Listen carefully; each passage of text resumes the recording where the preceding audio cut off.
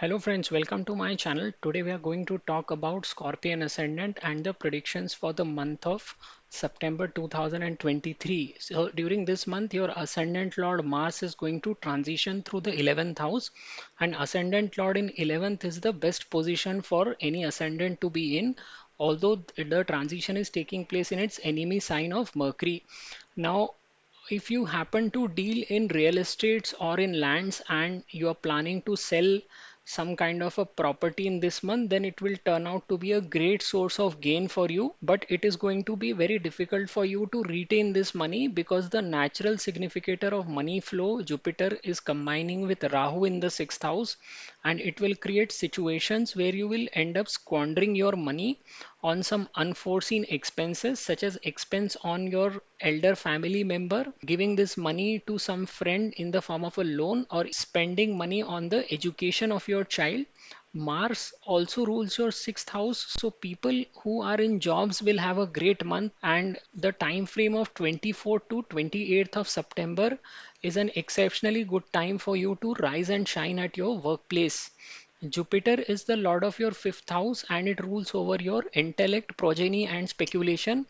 And it is currently transitioning through the sixth house. All those people who are interested in the stock market will see good time right at the beginning of the month. So, 1st and 2nd September is very good from the point of view of gains in the market. Apart from this, the time frame for 29th September to 3rd of October is also very profitable. So some days in the beginning of the month and then again in the end of the month, both the dimensions are getting covered in the month of September. If we are talking about gains from the stock market, if you are a student, then the time frame from 19th to 23rd of September is very good to appear for any kind of a competitive exams. Jupiter is going to turn retro from 4th of September, and it rules over your self-earned wealth. So you will start to feel the pinch of money from this month onwards, which will continue till the time Jupiter is maintaining its retro stance. Venus is the significator of your married life and it is going to be in the ninth house. And in the month of September, Venus will turn direct. This month is going to be a great time to enjoy long term travel with your spouse. The best time to go for journey is between 8th to 12th of September. You will be able to enjoy the company of your spouse and partner in the duration of 8th to 12th of September. Your ascendant people usually get a very good looking spouse because the Taurus sign falls in the seventh house, and this sign itself is ruled by Venus, which itself is a significator of beauty. Now, there are also certain days where you need to be very careful, and these days for you in the month of September are plenty. Time frame from 3rd to 7th of September, and then again from 13th to 18th of September. This is the time frame where you need to avoid any kind of a conflict with people. Your ascendant people anyways are extremely good at fighting with people because the ascendant lord also rules the sixth house of fights and enemies. In this case, even when you are trying to keep quiet, people will come to you and they'll try to provoke you. You should avoid the temptation of getting into arguments with such people. Scorpion ascendant people anyways are very straightforward people, and many times they get into problem because of this nature.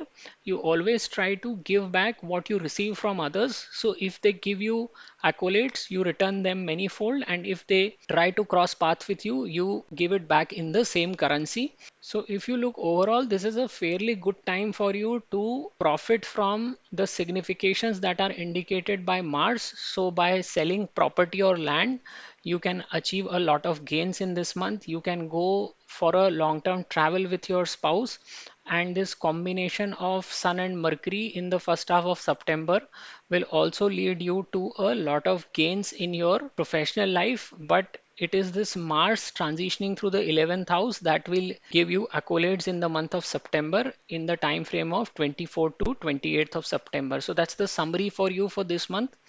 If you have liked my video, I would request you to subscribe to my channel, and thank you very much for watching. नमस्ते दोस्तों, मैं प्रसाद जोशी अपने channel में आपका स्वागत करता हूं। आज हम जानने का प्रयत्न कर रहे हैं कि वृश्चिक लग्न के लिए सितंबर 2023 का महीना कैसे निकलेगा। देखिए, अगर हम सबसे पहले लग्नेश पे नज़र डालें तो लग्नेश मंगल 11वें भाव से भ्रमण कर रहे हैं।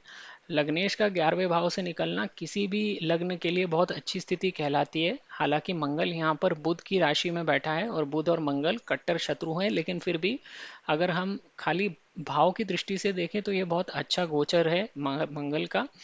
अभी अगर आप लोग जमीन जायदाद में इंटरेस्टेड हैं और प्रॉपर्टी बेचने का इस महीने में सोच रहे हैं, तो ये काफ़ी आपके लिए आमदनी का अच्छा जरिया साबित होगा सितंबर के महीने में। इससे आपको काफ़ी अच्छे रिटर्न्स भी मिलेंगे, लेकिन आपको जो भी पैसा मिलेगा वो आप अपने तक रख नहीं पाएंगे, वो खर्च हो जाएगा, क्योंकि जो लिक्विड वेल्थ का कारक होता है गुरु, वो छठवें भाव में राहु के साथ युति बना रहा है। इसलिए आपका जो भी पैसा आएगा वो खर्च हो जाएगा। अब या तो वो किसी बड़े व्यक्ति के परिवार में इलाज पर खर्च होगा, या फिर आप किसी मित्र को वो पैसा उधार दे देंगे, या आपके बच्चों की शिक्षा पर भी आपका पैसा खर्च हो सकता है। लेकिन जो भी पैसा आएगा इस तरह की डील से वो टिकेगा नहीं, कहीं ना कहीं खर्चा हो जाएगा।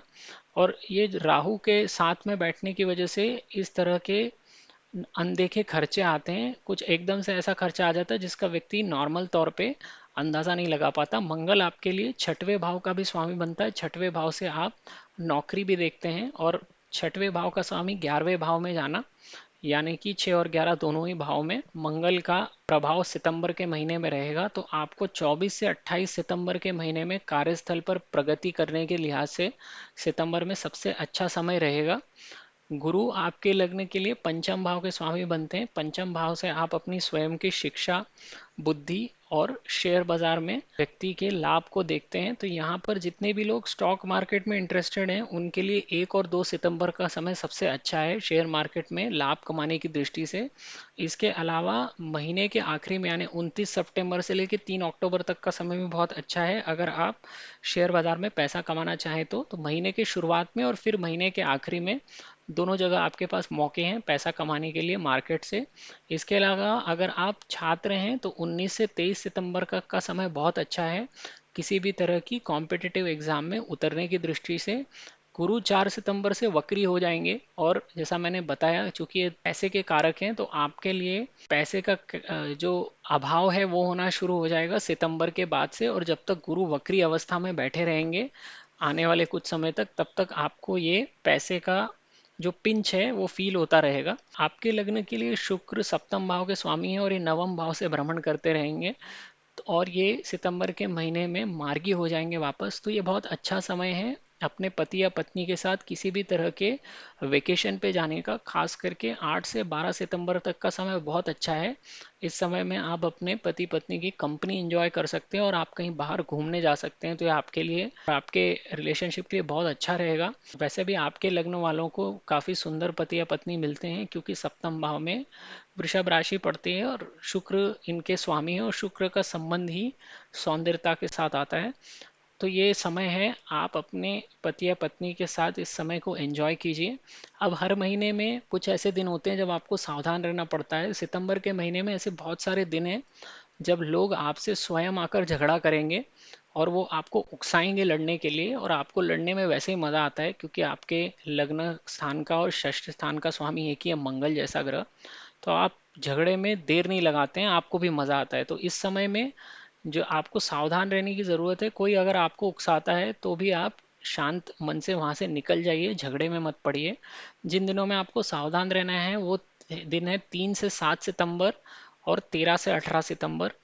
इन दिनों में आपको सावधानी बरतनी है, लोगों से झगड़ा अवॉइड करना है।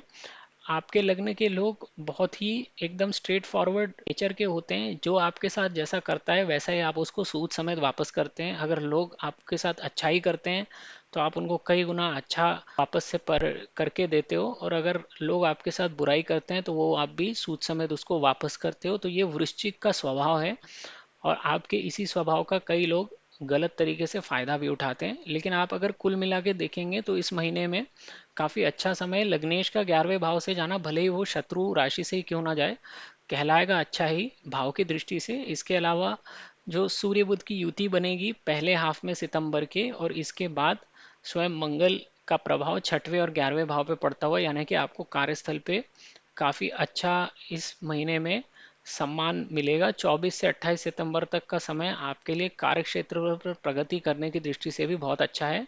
और इसके अलावा आप अपने पति या पत्नी के साथ कहीं बाहर लॉन्ग टर्म ट्रिप पर घूमने जा जाइए और उनकी कंपनी एंजॉय कीजिए। तो ये समरी है आपकी। आपको मेरा वीडियो पसंद आए तो मेरे चैनल को ज़रूर सब्सक्राइब कीजिए। और ये वीडियो देखने के लिए आपका बहुत बहुत धन्यवाद।